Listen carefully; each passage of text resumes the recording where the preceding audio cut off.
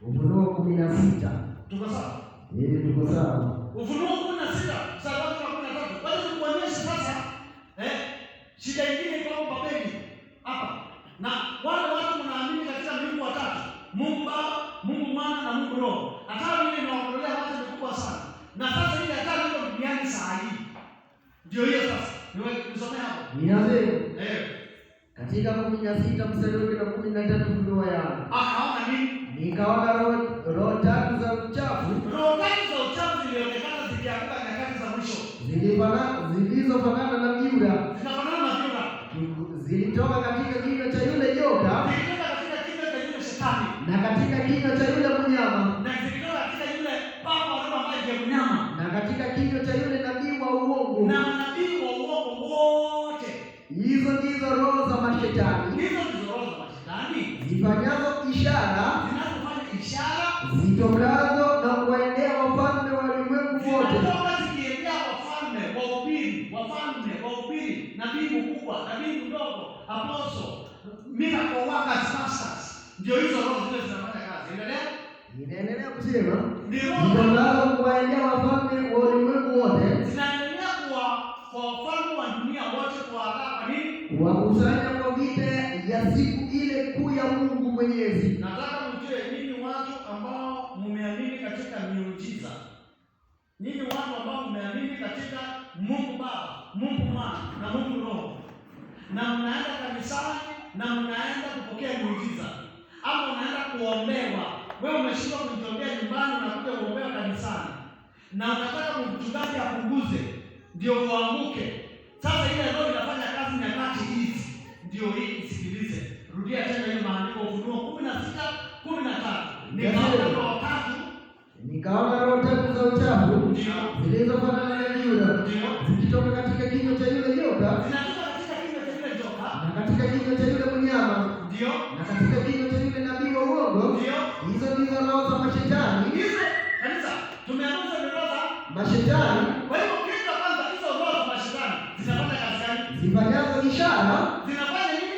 Ishara. Zinafanya nini? Ishara.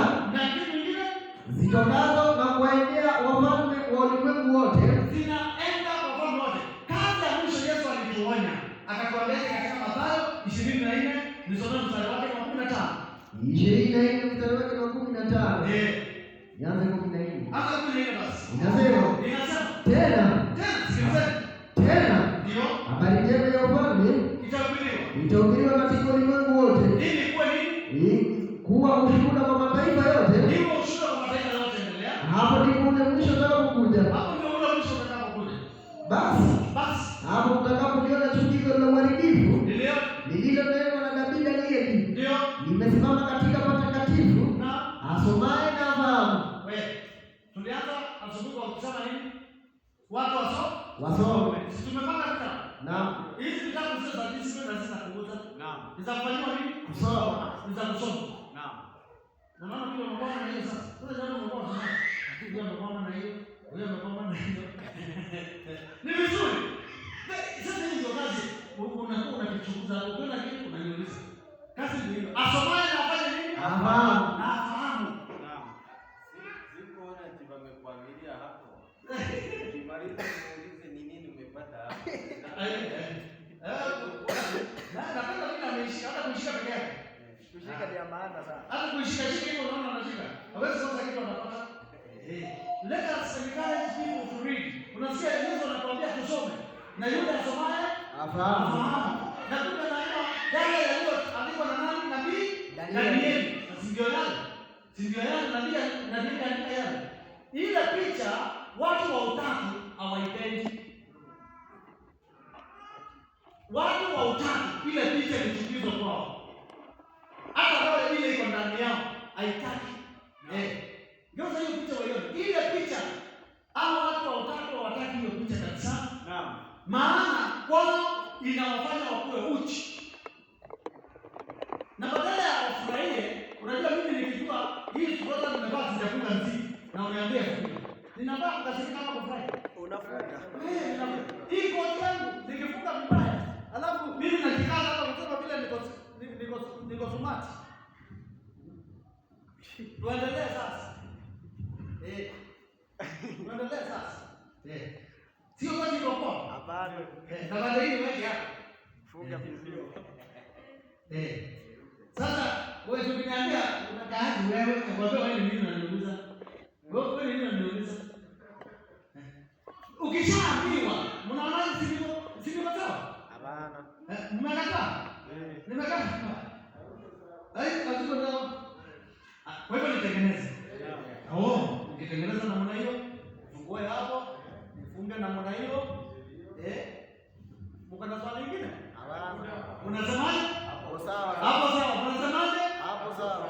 Hivyo Yesu anapotuambia asomaye kitabu cha Danieli na afahamu.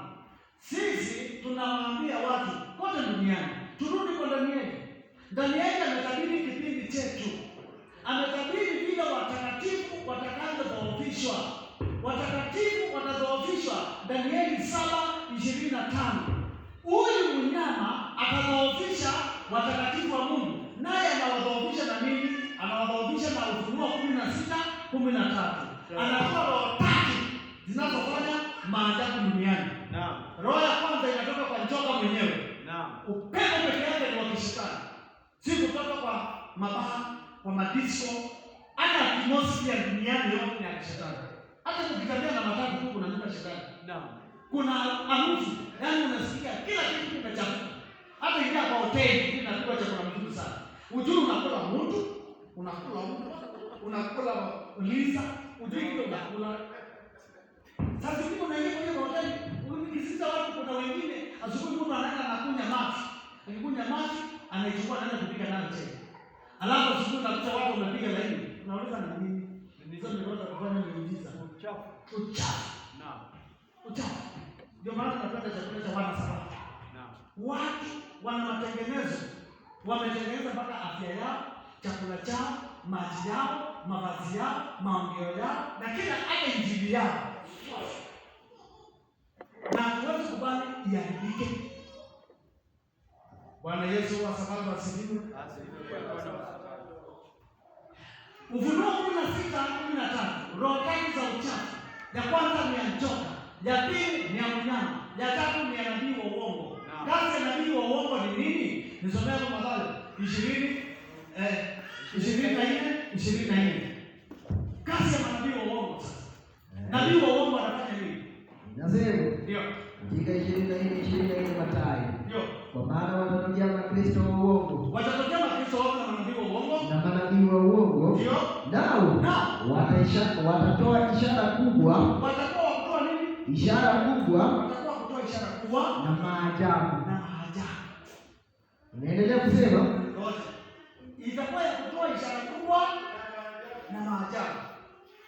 Je, katika kipindi chetu tuko na watu wanafanya ishara kubwa na maajabu? Ndio maana nilikuwa nataka hii sasa unamulikie pale. Utuwekee sasa. Ili sisi tulio hapa. Naam. Tuone kwa macho yetu. Naam. Tusikue wakosema wako wanafanya. Akina nani? Tunasema Ezekiel, tunasema Ng'ang'a, tunasema Owuor. Kuja wewe muone. Naam. Ni mzuri. Sasa inakuwa lesson kwetu. Tumeiona hii live. Na hizi zile tunaona hapa utakuta ziko wapi? Katika YouTube. Enda uangalie. So, hili somo ni ya kuthibitisha Mungu wetu mmoja.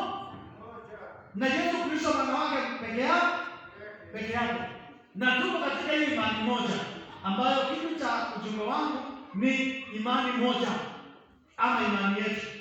Imani yetu ni tofauti na imani ya Katoliki, ni tofauti na imani ya SDA, ni tofauti na imani ya Waislamu na ni tofauti na imani ya Christian Outreach Ministry. Kwa nini nimetoa hii ujumbe? Maana wengi wa wale waliokuwa pamoja nami katika Christian Outreach walikimbizwa teketeke wakiwa wanafichwa wakizuiliwa wasijue hii. Hii ujumbe ikikufikia, fikishia kila mmoja katika hilo dhehebu na wengine wengi.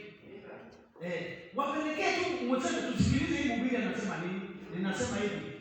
Christian Outreach muko na Mungu wa Katoliki, miungu wa Katoliki watatu. Na msome vitabu zenu kinaitwaje? Master Stone. page 20, endeni msome. Mnaamini vile Papa anaamini katika kitabu chake cha Katekisimu page 19 and page 18. Na hizo vitu zote ni tofauti na Biblia.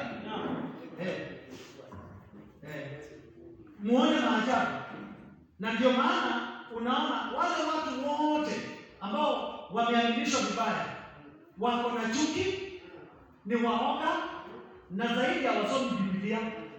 Hawapendi Biblia, hawapendi vitabu. Sasa tunakumbuka tukipigana hapa nikisema mhubiri bwana usomi wapi Biblia? Ndio. Baba akasema is accused of being not reading the Bible. Anafungiwa na ile Mungu watatu. Sasa huyu nabii watatu kazi yake ndio hiyo. Huyu Mungu Roho ndiye alikuwa anafanya kazi kwa watu wengi. Anafanya kazi kwa watu wengi. Eti nimefunuliwa umerogwa, nimefunuliwa kuna mtu kulikuwa na siasa ndoto zilikuwa zinasema hapo. Ndio. Nimeota fulani amekufa, nimeota ndoto za upuzi na uongo. Lakini si wao. Watu hawana shida. Huyu Mungu Roho ambaye unamuita Yesu. Maana Kristo ndio anamuita Mungu Roho, hata yeye ni Yesu. Na wote ni Yesu. Mkuje tusome, mjue ukweli, muokolewe, muamini ukweli, muweze kuja tuendelee na kazi ya Mungu, ama uendelee na kazi ya Mungu popote ulipo. Si wana matengenezo wako duniani kote? Naam. Wana matengenezo wako duniani kote. Ukiamini ukweli unakuwa mema katika kanisa la Mungu. Na mimi nataka mkuje kwa kanisa la Mungu. Sio hii. Kanisa la Mungu sio hii. Kanisa la Mungu ni gani? Imani ya kweli. Kanisa la Mungu ni gani? Kanisa la Mungu ni ile linaamini Kristo Yesu ni mwana wa Mungu na tuko na Mungu mmoja ambaye ni Baba. Na kanisa la Mungu linajulikana na Ufunuo 14:12. Kanisa la Mungu liko hapo. Na hapa ndio kwenye sura ya watakatifu. Hao wafanya nini? Washika amri za Mungu na imani ya nani? Jamani, asante. Haya. Basi Mungu awabariki sana kwa hiyo ujumbe ambao nimewatolea siku ya leo. Ukisikia sabatia mwenzako na uhakikishe unawafikia watu wengi kama iwezekanavyo, ili uponyaji na mafundisho katika kila mmoja. Asanteni sana, nawapenda. Imekuwa ni vizuri sana kuendelea na mimi katika hiyo somo ya imani yetu, na Mungu awabariki zaidi. Asanteni sana.